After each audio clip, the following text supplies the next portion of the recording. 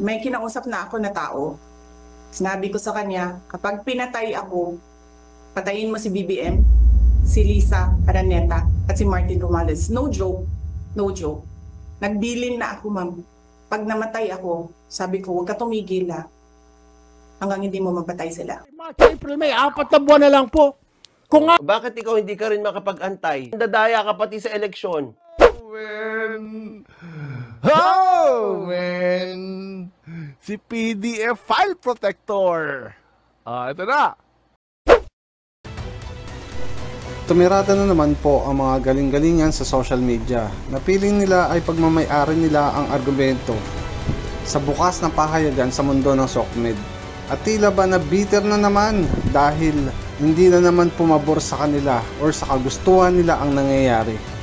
Gina naman si Libayan at ang aso niyang si Kamatis na paralysis. Better in their past lives. In Tagalog, mga kabatas natin, bakit alam nyo naman yan noon? 'Di ba? Iba naman yung kinakatigan nyo. Tama naman yung sinasabi nyo. Because that's perfectly legal. Tamang-tama yung pagkaintindi mo. Si Boying din, tama rin yung pagkaintindi niya. Si John Vic, tama rin yung pagkaintindi niya. Itong mga cabinet secretaries natin na ito, what happened? You contradict yourself. You lie to yourself? Come on. Mga kabatas natin, simple lang ito. Okay? We just need to actually determine what happened. Una, Dito, pinapalabas ni Libayan na kinokontra ni Remulla ang mga statement niya sa nakaraan. Lumalabas na parang nagsisinungaling ito at hindi in good faith ang ginagawa niya o sinasabi sa hearing. Ang di namalayan o maalala ni Libayan na pati rin naman siya may mga pahayag sa nakaraan na kung nagko-contradict sa hinaharap. Tulad na lang ng pagpapahayag niya about sa kanyang editor na meron daw pero wala naman. Nating channel at sa Attorney Libayan's channel. At siguro, para mas maraming makalap na pondo, idinahilan niya na ang makakalap na pondo ay mapupunta sa editor at webmasters. Pero, galing na rin sa bibig niya noong May 2023, ayaw pala niya ng editor at hindi siya nag-hire ng editor. So, walang editor. Si Attorney Libayan. Nais ko lang pong sabihin na ang membership sa ating Batas Natin YouTube channel ay available na po. Ang proceeds ho ay gagamitin po para lalong pagbutihin ang pagbibigay natin serbisyo sa ating mga community members pamamagitan ng pag-hire ho ng mga editors. Hindi totoo yan. Bola lang yan.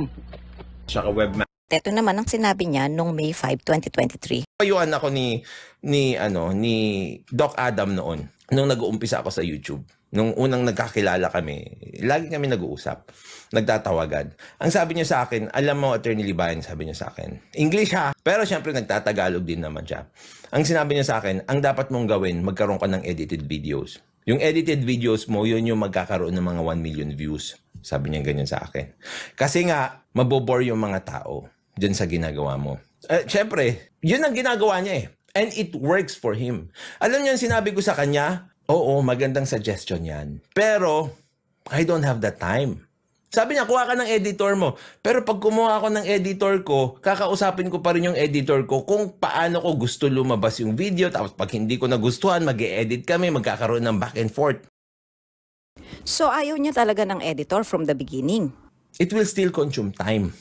Diba? He respected it naman. Sabi niya, go ahead. Kung yan talaga gusto mo. Diba? Nabuking itong si Libayan, wala palang editor at ayaw niya ng editor. Hindi ba't pagiging greedy yun dahil yung pondo dapat mapunta sa editors at sa webmasters?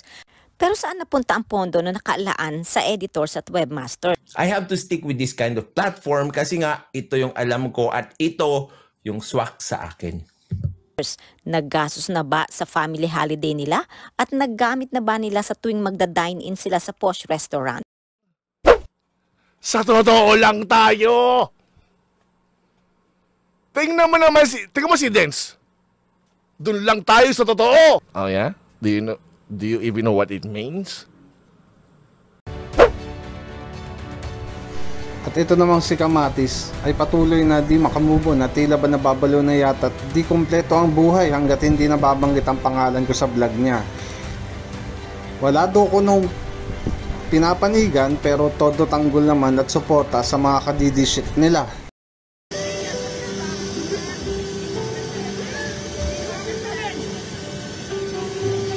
Yan na lang ang may tutulong po sa inyo mga ka-DDS. Ka-DDS. Totoo lang, nandidiri na ako sa instances na tinatayo ni Yusek. Can you imagine na pwede pala makurap yung isa nagsasabing totoo lang yung kanya? Nakakahawa. Kasi nga, talk is cheap. Hindi ibig sabihin na sinasabing katotohanan lang yung sinasabi niya. It means ginagawa niya. Kaya you have to be careful. Talk is cheap. You can say anything. You can promise anything. Gago! Sana all. Doing it is something else. Yung mga madalas na sinasabi, nandito lang kami sa katotohanan, sa katotohanan, sa katotohanan lang, sa katotohanan lang, pilit ng pilit, yun yung mga sinungaling. They're using that as an, alam mo yun, parang badge. Trust me, dude. Trust me. Binapara sa bayan, red flag na agad. Correct. Nagsisinungaling na rin si Attorney Claire. Nagpatong-patong na yung lies. Nagiging self-deception na. So hindi ko na alam kung ano yung totoo, ano yung hindi totoo. Bakit ngayon ba alam mo na ang totoo at hindi totoo?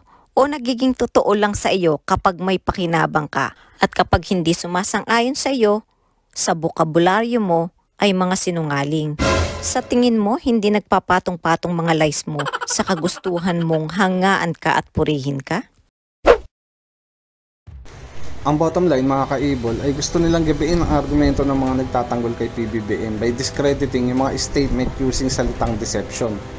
Pero at the end of the day mga ka-Ibol, Korte Suprema pa din na makakapagsabi kung ang nangyaring pag-aresto sa dating Pangulong Duterte ay way of kidnapping.